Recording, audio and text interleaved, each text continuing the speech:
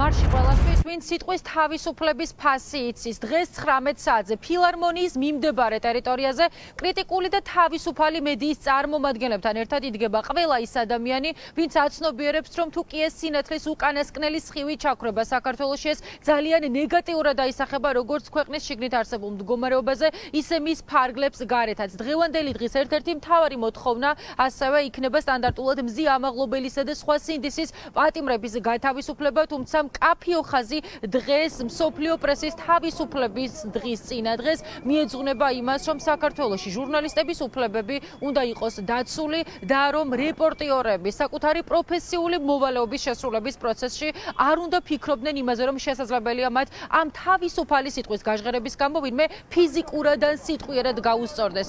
ამიტომ დღეს 19 საათზე დაიწყება მარში, რომელიც არის კვირის შემაჯამებელი მარში და ძირითადად არის ამ ხასიათის, ხოლო შემდგომ უკვე ფილარმონიის მიმდებარე ტერიტორიიდან აქციის მონაწილეები გადაინაცვლებენ დედაქალაქის მთავარ გამზირზე და ეს საპროტესტო მარშიც ტრადიციულად საკანონმდებლო ორგანოსთან დასრულდება. პრესის თავისუფლების დღესთან დაკავშირებით იმართება მედიის სოლიდარობის მარში.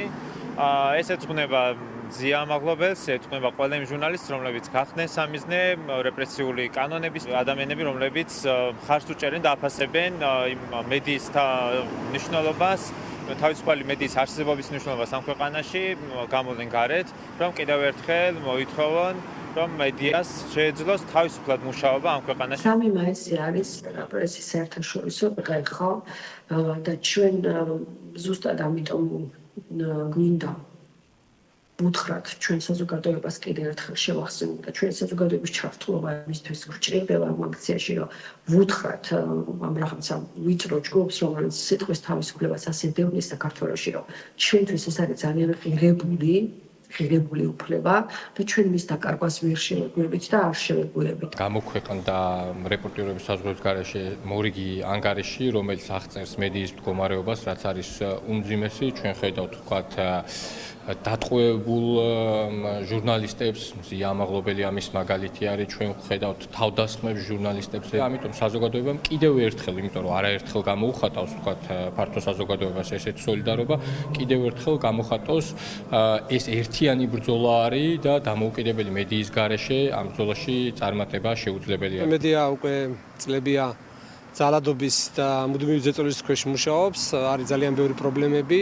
ჩვენ გვახსოვს 5 ივლისი, გვახსოვს 2024 წლის ძალადობა, ის ფინანსური პრობლემები, რასაც მედიას უქმნია. გადავწყვიტეთ, რომ ეს ტრადიციული შაბათის მარში იყო რიგით 22, მიუძღვნათ მედიის მიმართ სოლიდარობას, იმიტომ რომ თუ რამე გვაშორებს ჩვენ ფაქტობრივად დიქტატორულ რეჟიმს, ეს არის ის თავისუფალი მედიის ის მთავარი კუნძულები, რომელიც დარჩა საქართველოში და რომელიცაც მიაქვს ინფორმაცია საზოგადოებამ. კრიტიკული მედიის მიმართ სოლიდარობის გამოცხადება და დემონსტრირება არის ფასდაუდებელი. ასე აფასებენ ჩვენი რესპონდენტები დღევანდელ მარშზე გამოსვლის აუცილებლობას, ამიტომ 19 საათზე ყველას თავისუფალი მედიის წარმომადგენლები და ყოველდღიური პროტესტის მონაწილეები ელოდებიან თავდაპირველად ფილარმონიის მიმდებარე ტერიტორიაზე, ამის შემდეგ კი გაიმართება მარში და უცვლელი სტანდარტული საპროტესტო შეძახილებიც დედაქალაქის ცენტრალურ ნაწილში გაჟღერდება.